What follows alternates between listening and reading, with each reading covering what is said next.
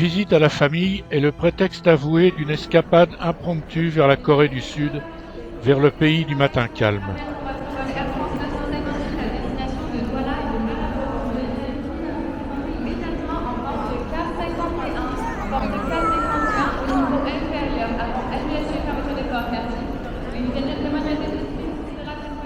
Un tel voyage commence toujours au bout des pistes de l'aéroport de Roissy et après plus de 12 heures de vol sans escale, la Corée, située à l'extrémité du continent asiatique, est en vue.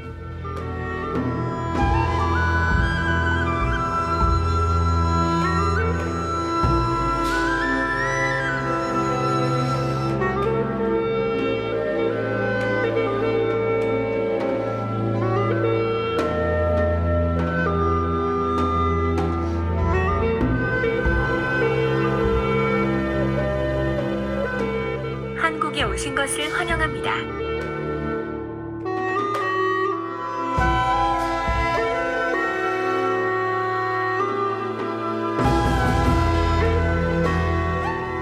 Le meilleur moyen d'appréhender Séoul, la capitale du pays, est d'emprunter le téléphérique pour rejoindre Namsan, l'un des promontoires qui dominent la ville.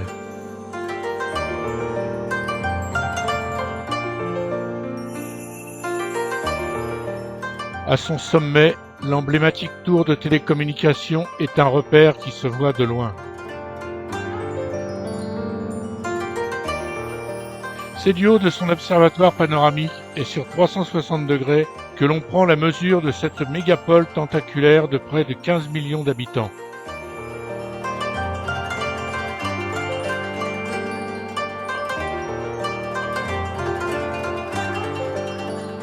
Ce qui impressionne le plus, c'est le mélange très dense des tours d'habitation, d'immeubles de bureaux, de palais et de gratte-ciel.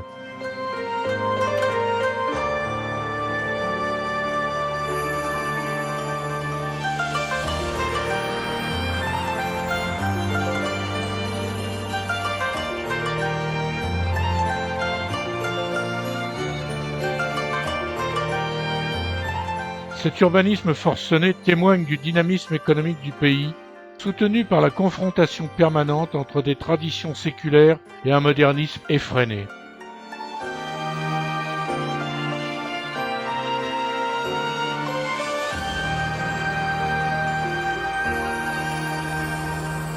Le gigantisme et la technologie de pointe s'unissent dans la construction d'immeubles, de centres commerciaux ou de sièges sociaux qui rivalisent d'audace dans les différents quartiers de Séoul.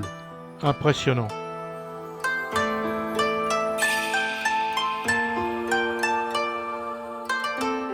Classicisme et modernité architecturale cohabitent ou s'opposent également autour de l'ancien palais royal de Jeonbok, situé au cœur même de cette capitale futuriste.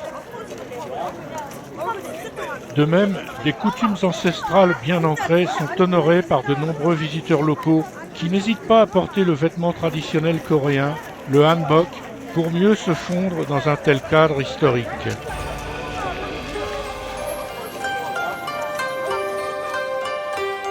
Ce vaste palais de Jeonbok, appelé également le palais du bonheur resplendissant, a été construit au XVe siècle par la dynastie Joseon.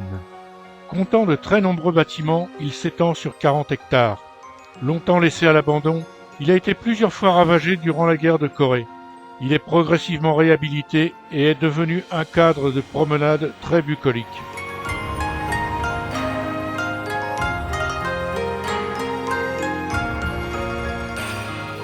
La tradition est également respectée lors d'une reconstitution très folklorique de la relève de la garde du palais, telle qu'elle se pratiquait autrefois.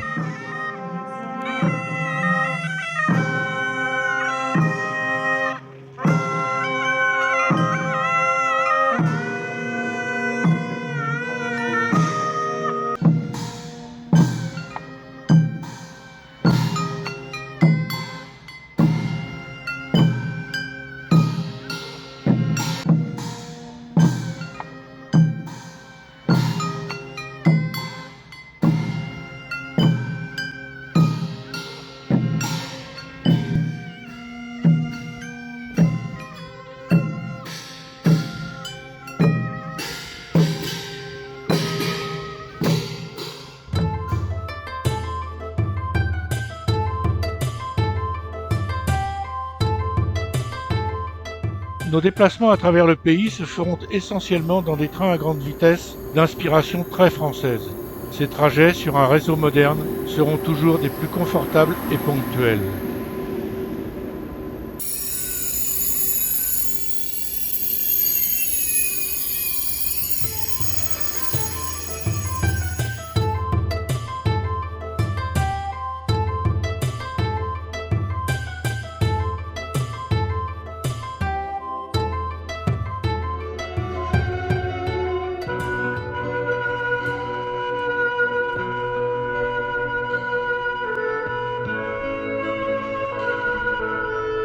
L'attraction principale de Suwon est la forteresse de Hwasong, un vaste ensemble défensif construit au XVIIe siècle et constitué d'un rempart de près de 6 km de longueur.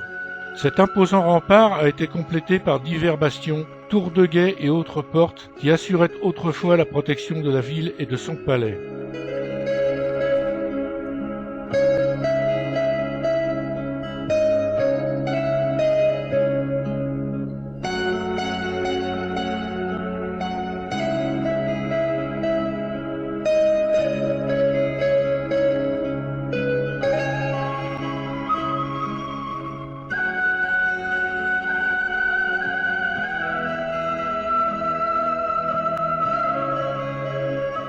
Aujourd'hui, avec plus d'1 million d'habitants, Suwon est une agglomération très active et animée qui déborde largement au-delà de ses anciens remparts.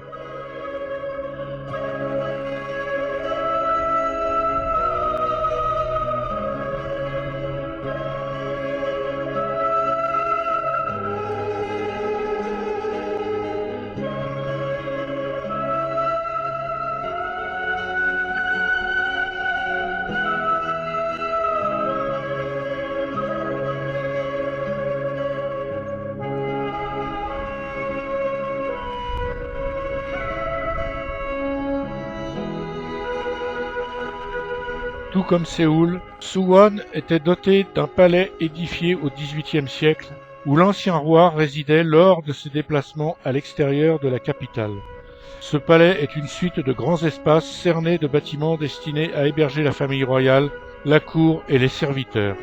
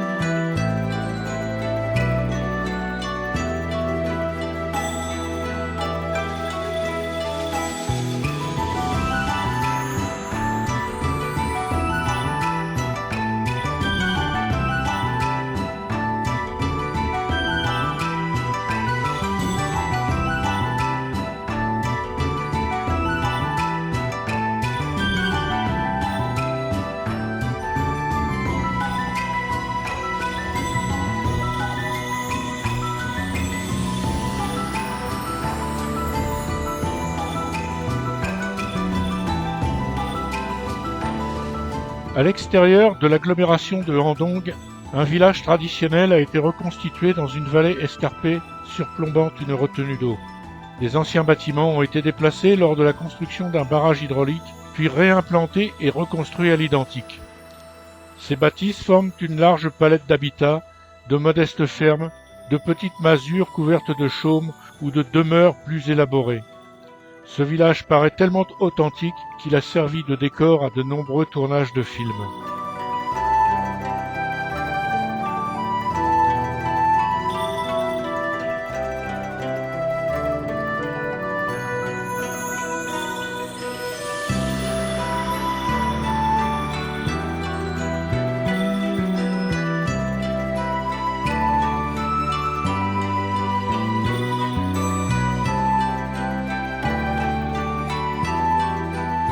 Délaissant exceptionnellement le train, c'est dans un confortable bus que nous rejoignons Daegu, la troisième métropole de Corée avec plus de 2,5 millions d'habitants.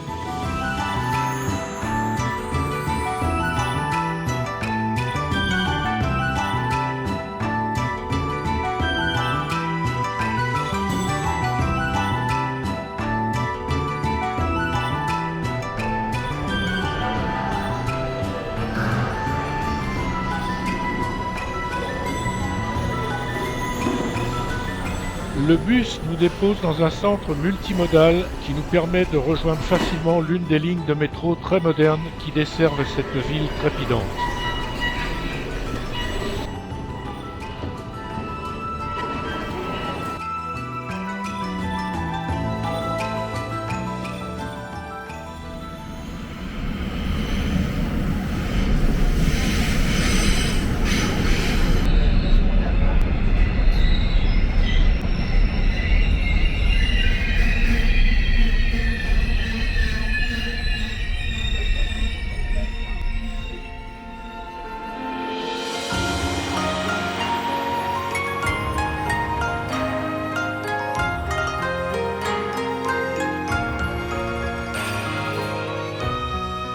Daegu est réputé pour son centre historique, jalonné de nombreuses églises catholiques, dont la cathédrale de Gyesan datant de 1902. On y trouve également de nombreux temples évangéliques.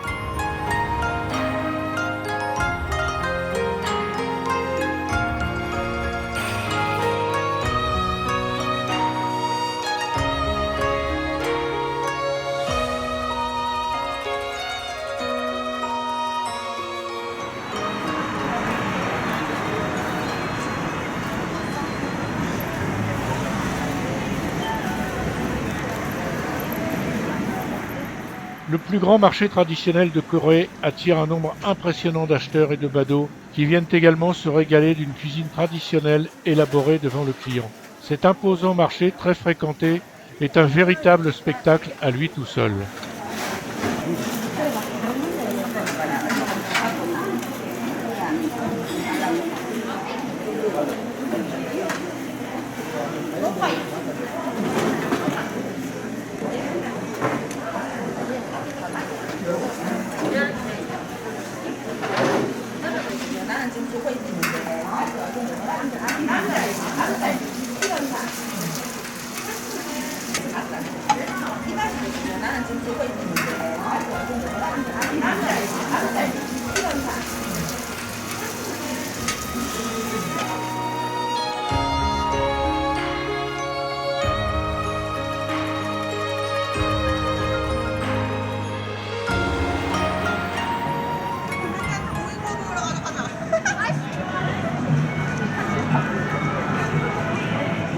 Le centre-ville de Daegu se caractérise également par son dynamisme débridé, tel ce mini-parc d'attractions installé sur le toit d'un centre commercial.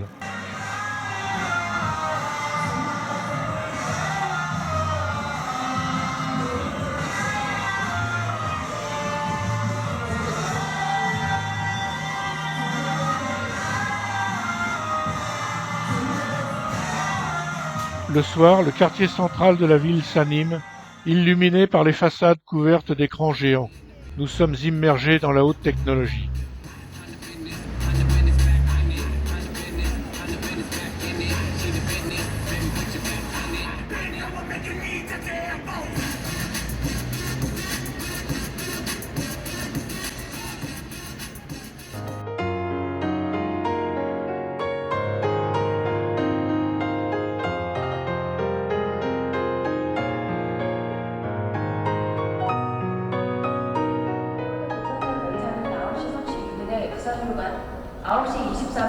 9시 23분에 부산으로 가는 KTX 11열차입니다. 타는 곳 7번 열차는 9시 23분에 부산으로 가는 KTX 11열차입니다.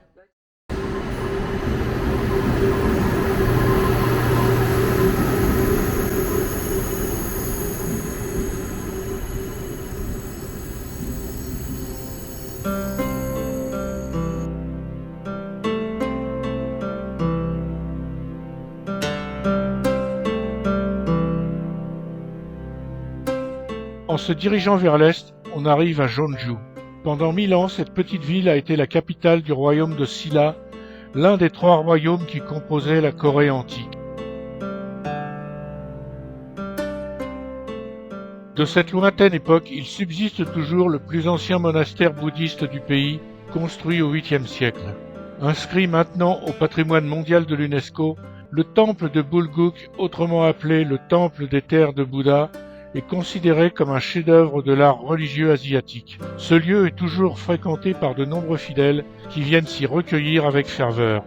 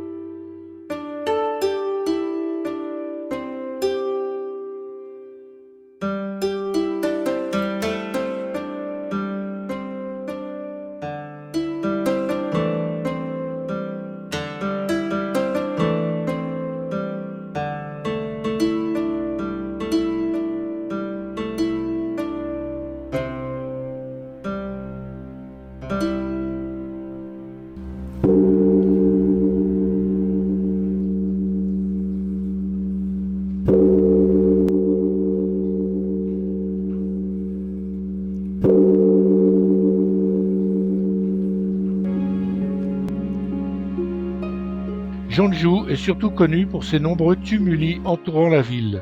Ces larges monticules sont en réalité les tombes des rois et des notables locaux, dont les chambres funéraires en bois étaient recouvertes de pierres, de terre et d'herbes. La plus grande de ces tombes mesure 250 mètres de circonférence et 25 mètres de hauteur. Ce vaste cimetière est devenu un véritable lieu de promenade très apprécié.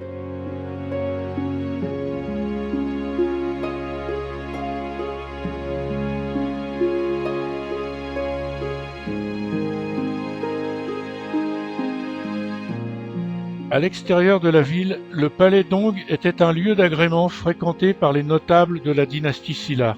Abandonné durant des siècles, quelques bâtiments ont été reconstruits autour de l'étang de Volji dans un cadre tout à fait apaisant.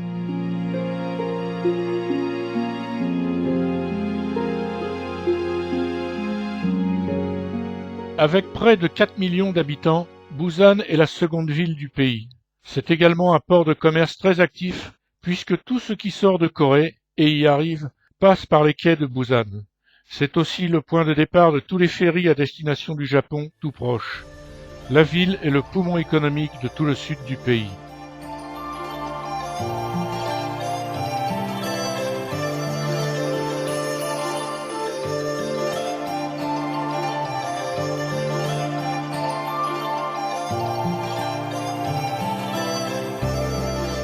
Comme ailleurs en Corée, Busan n'échappe pas à la juxtaposition du modernisme et des traditions, tel le secteur de Gamcheon, remis en valeur en 2009 par des étudiants qui ont redécoré toutes les maisons avec des couleurs vives, transformant ce modeste bidonville en quartier très branché.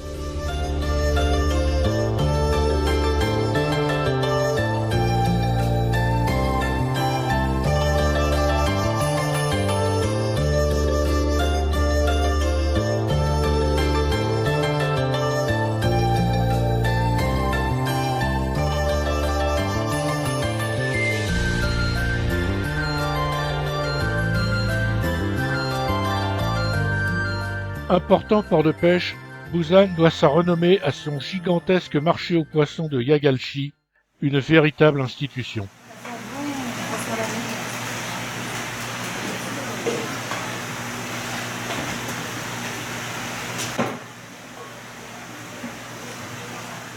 Il est facile de passer des heures à explorer ces allées et découvrir une multitude d'espèces marines, toutes plus inimaginables les unes que les autres. Du poisson et des fruits de mer plus frais qu'ici est impossible à trouver.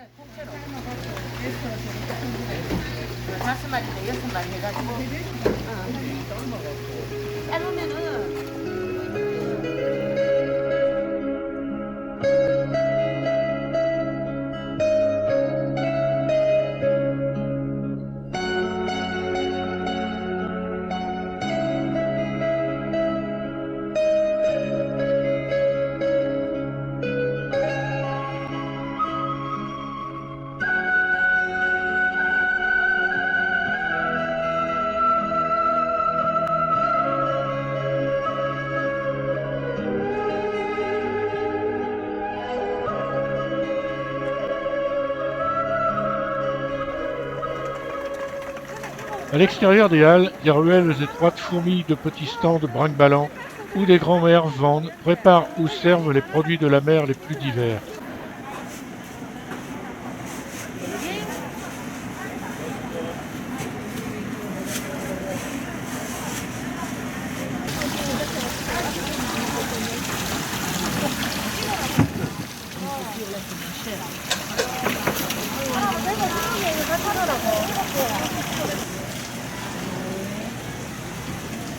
De par son étendue, sa fréquentation et la variété de ce que l'on y trouve, ce marché de Yagalchi vaut vraiment le voyage en Corée à lui tout seul.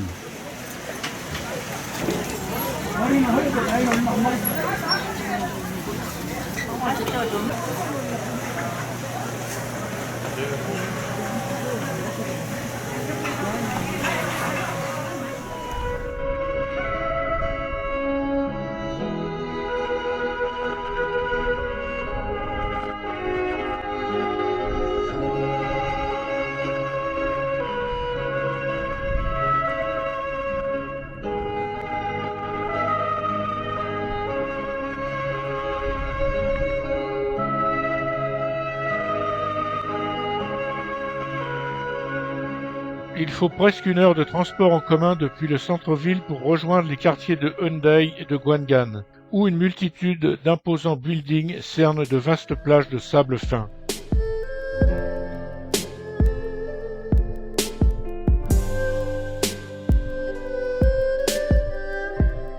Ces plages sont le lieu de rassemblement de jeunes gens qui viennent s'y promener, quelle que soit la météo.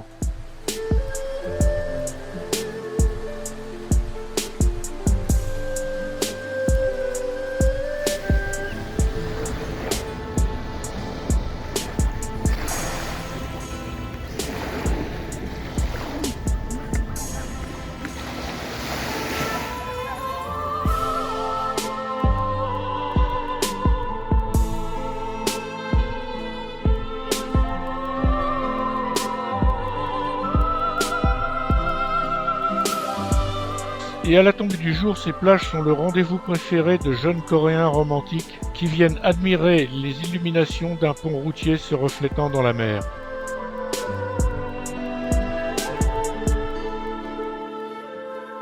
Le soir venu, tout le dynamisme de Busan s'exprime dans le quartier de Nampo.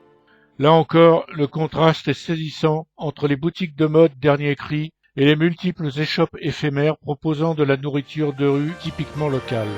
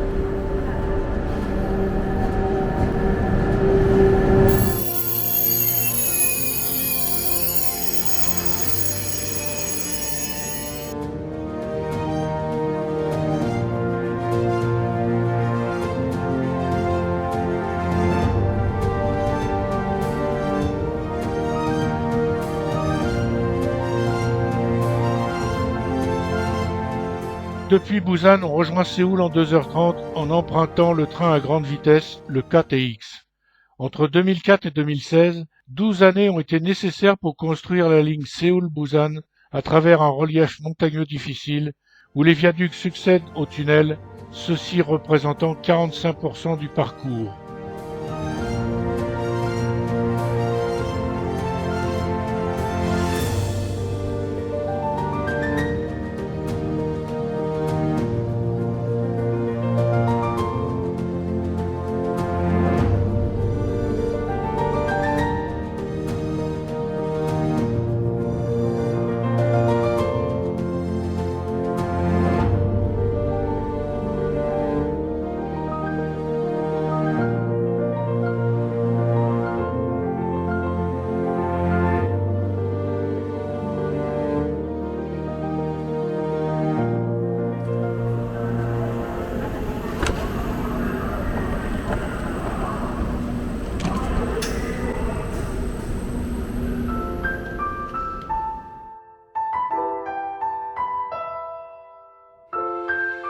Devenu célèbre grâce à plusieurs séries télévisées très populaires, le village traditionnel de Bukchon s'étale sur les pentes d'un quartier de Séoul.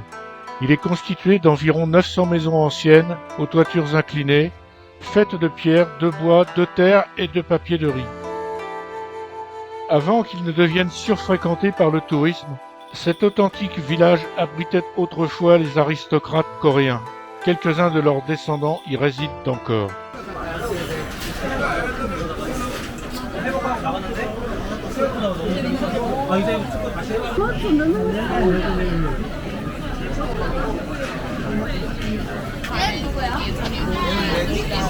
근데 내가 이렇게 물이 말고 강마치 같은 거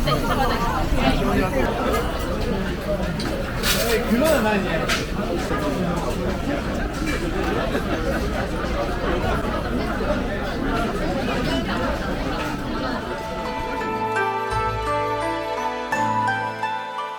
Cette spectaculaire vague d'acier et de verre, c'est le City Hall, le futuriste hôtel de ville de Séoul, édifié en 2012.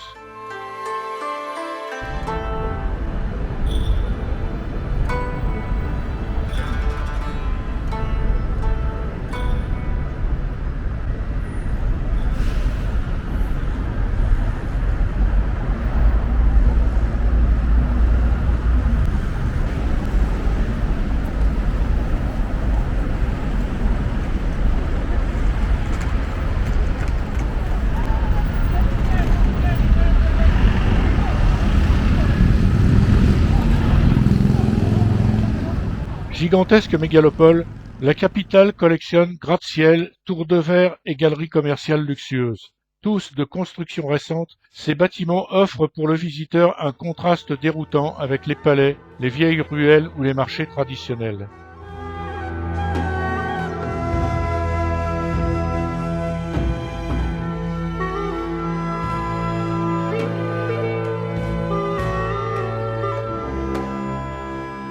L'un de ces centres commerciaux abrite la Starfield librairie, dont les multiples ouvrages semblent soutenir une élégante toiture de verre.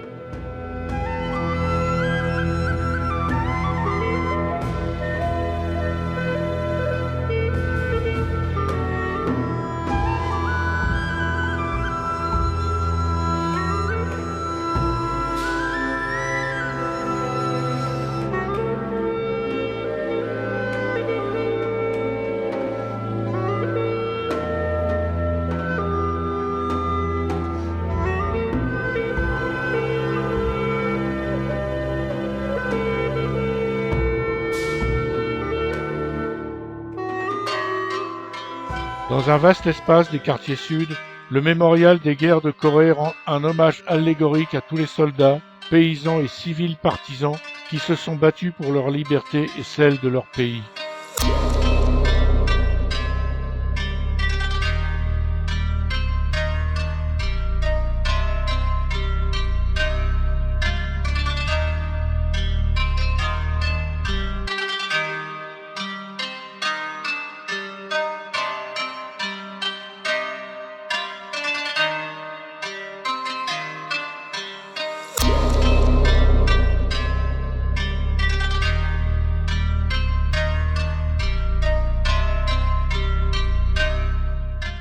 Ce mémorial honore également les 21 pays, dont la France, qui se sont engagés avec l'ONU dans de violents combats pour préserver le territoire sud-coréen.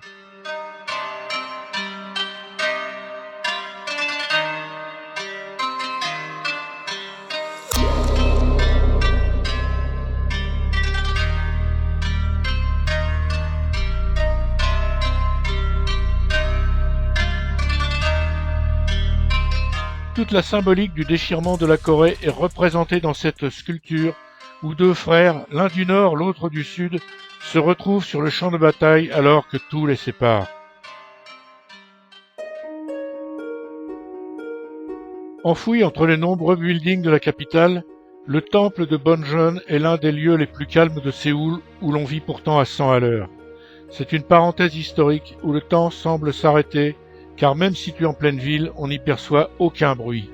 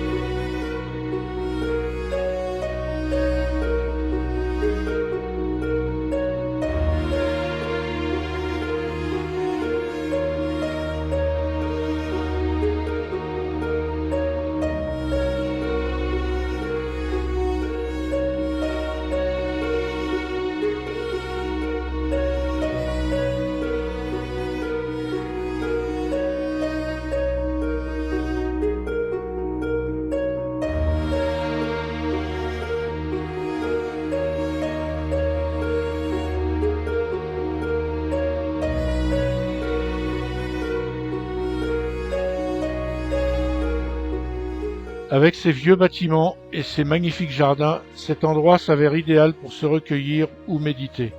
Un havre de paix et de silence au cœur de la frénésie urbaine.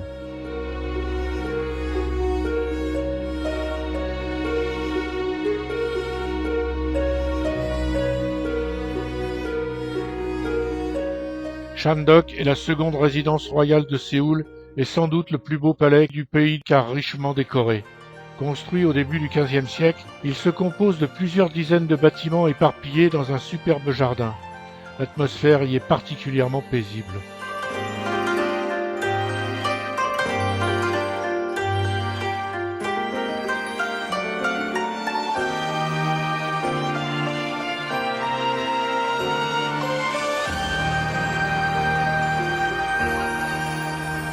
Et cette découverte coréenne, inédite et pour le moins dépaysante, s'achève à l'aéroport d'Incheon avant d'entamer un long retour vers l'Europe.